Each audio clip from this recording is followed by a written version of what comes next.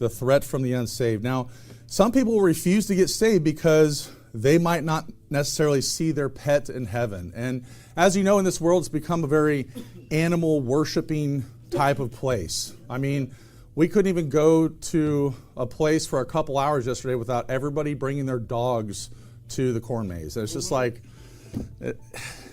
it's just bizarre, okay?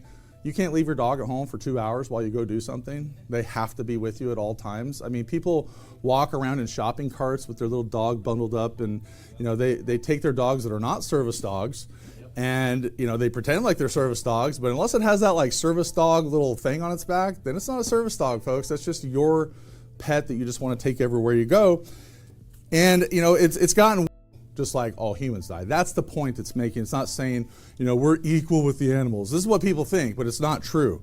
And there's a way you can go too far to say animals are nothing, stomp them out, kick them, abuse them. That's weird. Yeah. And then it's also weird to be what I'm talking about, where people just worship their own animals. And they do that. They might not bow down to them, but they kind of stoop down when they clean up their poop in the park, don't they? And they're just sometimes people treat animals better than they treat their own kids, which is really sad.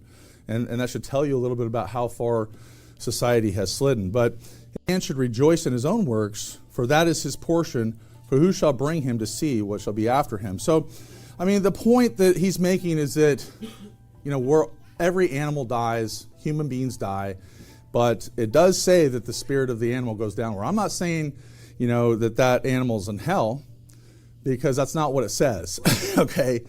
But, you shouldn't be at a door with someone and someone asks you that question, and you're like, hey, you know where your dog's at? It's in hell! That shouldn't be something that we say to people at the door. We're there to try to convince people for salvation. Right. And as a matter of fact, I would probably avoid this question.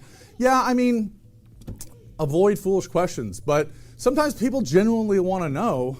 And if you are put in a position where you have to answer this, that might be a threat to them being saved. But I'm not saying we shouldn't preach the truth. We should preach the truth. But what are we there to do? We're there to preach the gospel, not to convince them that we believe that dogs aren't in heaven. Your dog's not going to heaven or whatever. And,